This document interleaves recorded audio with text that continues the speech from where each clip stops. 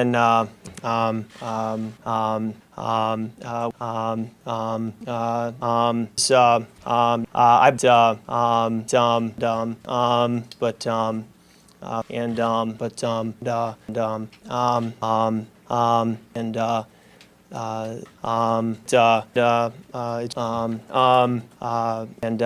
think you just said it. This camera. This camera. Welcome to What the Sports, your headquarters for March Fatness. March Sadness. March Badness? March Marchness. March Gladness? And Women's Marches. March Catness as well. I'm Brandon Perna, and this is TJ Carpenter. Stole your line. You did. Suck it. And we're preparing you for the inevitable riots that will ensue when Aqib Talib and Marcus Peters lead a rebellion stemming from a fourth quarter ejection when Peters threw a penalty flag at a 99-year-old superfan of the Rams. Don't ask me how they already have those. And Talib, who stole the ref's hat and declared martial law on the field. It's 2020. There's no water left in the city, and Wade Phillips is riding a flaming tank down Rodeo Drive while he inhales silver spray paint for one final high before he enters Valhalla. Welcome to What's Sports. What is sports?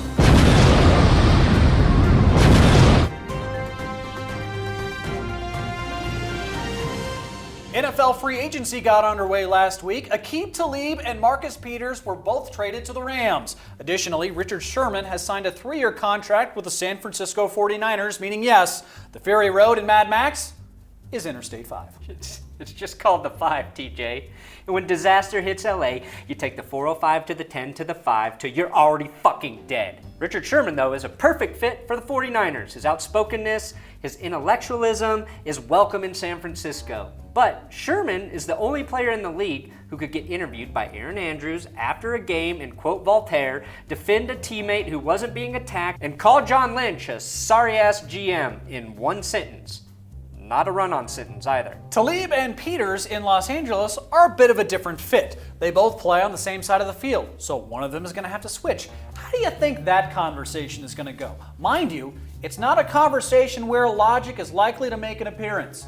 Look, this is Kanye West and Shia LaBeouf getting into an argument over who gets to be on the cover of Teen Vogue. It won't make any goddamn sense. You know what scared me in free agency, TJ? What's that? Kirk Cousins saying this at his Vikings introductory press conference. A verse from the Bible, Ephesians 3:20. And now to him who is able to do immeasurably more than all we can ask or imagine. And that has been our prayer. Today that prayer has certainly been answered, but we will continue to pray it more than ever as we go forward, that God would continue to do. And you never, and I mean never, want your quarterback quoting the Bible to the media. That's fine for other positions. But if your QB is relying on God for help, your team is doomed. If God actually cared about football, he would have made Russell Wilson 3 inches taller and would have never let Phillip Rivers rot in purgatory. All great quarterbacks have one thing in common. They don't pray to God because they think they are God. Hell, when horn dog Joe Namath comes face to face with God, he might try to fuck it. Oh, TJ, you really think God is a he or a she? God is Michael Vick from Madden 04, but with less respect for dogs.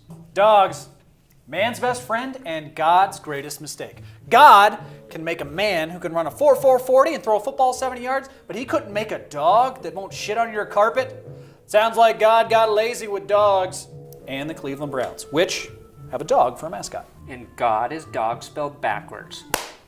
We just blew your minds. Kirk Cousins did sign with TJ's lines. That's right, that's mine. Kirk Cousins did sign with the Vikings, and Case Keenum landed in Denver on a 2-year deal. And it also means TJ's got beef.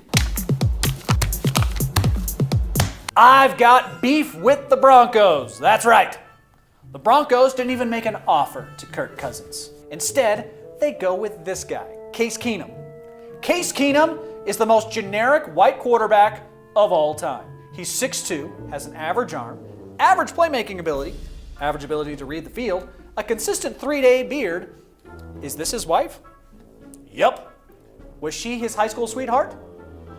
Yep. Did they probably get frisky in junior high? You betcha. And my God, those surfer bangs. And you only signed him for 2 years? You don't even believe in this guy. The back of his jersey at the introductory presser just said placeholder on it. Do you even know his name? Case Keenum. Thanks for coming off the tee box long enough to do a press conference for your placeholder quarterback, who you don't know, and not in any way, shape, or form remind everyone you've drafted 2 oafs at the quarterback position already. And you're probably about to draft a 3rd, because who in the name of Ted Marchibroda thinks Case Keenum is good enough to do that again? TJ, I thought we talked about John Elway. That is strike 2. And outside of the teenage dry humping, you couldn't be more fucking far off base about Case Keenum. Case Keenum is now the best quarterback in the NFL, and it's not even close, you fucking idiot. The only thing average about Keenum is your analysis of him. The only other thing average about him is that if you stack 2 of your average-sized dicks on top of each other, they still wouldn't equal his. While you're busy watching NCAA basketball, I was watching Case Keenum Houdini NFL defenses on YouTube. I watched the tape. TJ. He's so good the Broncos don't even need to upgrade the offensive line anymore, which they haven't. Also, no more Ted Marchibroda references. Nobody knows who the fuck that is. Well, Ted Marchibroda was actually... TJ, I said never again. Jesus. And the shadiest move of free agency, a move so fucked up, even Bill Belichick was like, Jesus, Aussie Newsome, try and have a heart, man.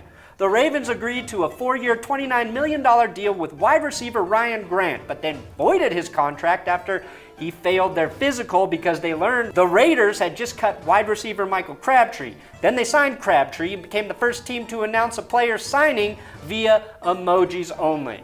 Thank God emojis weren't cool when Ray Rice, when that news broke.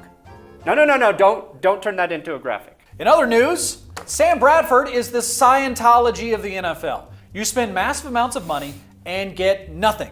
Nothing, Brandon, in return. And you have to let Tom Cruise fornicate you. In fact, you get less than nothing, like the Arizona Cardinals, who are going to pay Bradford up to $20 million in 2018. Enough money that they had to release one of their best defensive players in Tyrann Mathieu. Honey Badger don't give a shit about no Tom Cruise fornication. At least that's what he said when he signed a 1-year, $7 million deal with the Houston Texans after J.J. Watt recruited him via Twitter. What can't J.J. Watt do via Twitter? He raised $37 million for Hurricane Harvey relief, broke the news of the Matthew signing via emojis. Suck it, Ravens. Oh, wait, I know. His weather updates on Twitter suck. They're lazy. J.J. Watt, you are to meteorologists what meteorologists are to evening entertainment. Thank you very much for really diving into that one for us.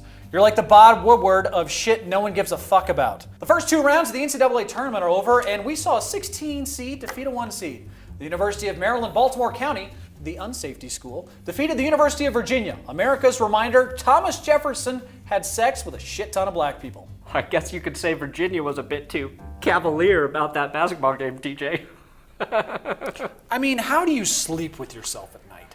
I put on tape of Virginia basketball. With all the talk of players being paid surrounding March Madness and the Olympics just recently concluding, many are proposing that college athletics adopt the Olympic model. In light of these proposals, Kansas has decided to embrace the Olympic model and only field a football team once every 4 years. Go cheer on basketball! North Carolina also fell this weekend. Roy Williams and them dudes got taken behind the woodshed, TJ. What's behind the woodshed? Fittingly, lots of NCAA losses. It wasn't pretty. The Aggies dominated from start to finish. Do you mean dominate in a biblical sense? No, I'm not Kirk Cousins. Roy Williams, who dresses like the spineless town mayor in Jaws, almost passed out in the late stages of the game as the Aggies continued their onslaught of dunks in the faces of North Carolina. It was like watching a Brazzers video, except instead of an 18-year-old co-ed, it's a 73-year-old basketball coach, and instead of 6'8" black guys, it was, well, that part is actually exactly the same. The only real difference is the finish in the Brazzers video is far less humiliating. But congratulations to Texas A&M. After that win, you can already see how Jimbo Fisher's culture of winning is already spreading. Time for a 6-year extension for Jimbo. You can read all about it on the message board / MAGA dating site, texags.com. Also in Marchness news, Loyola Chicago has made it to the Sweet 16, and so has their mascot, Sister Jean, a 98-year-old nun who watches college basketball while shadowboxing at the gym. She was asked by reporters what it was like to become a national sensation, and her response was, "If I could correct you, international sensation." So if they don't win the tournament, I think it's safe to say God doesn't exist, TJ. Yeah. I pray for the other team, perhaps not as hard, but that's what people tell me. In college football news, Ed Orgeron does not know how daylight savings time works. And then I found out it was daylight savings time. I got a clock on my bed, but their iPhones automatically turn over, right?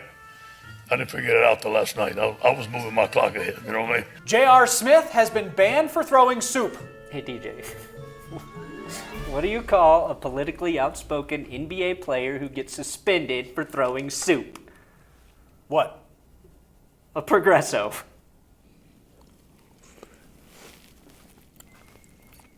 Now that's good soup. Thick and chunky soup. If I could, I would throw soup at you. Just leave it right there. Just don't touch it. I mean, how do you live with yourself? I think you mean how do I sleep at night? Yeah, sorry. Sorry. Enough money that they... I like when somebody else fucks up.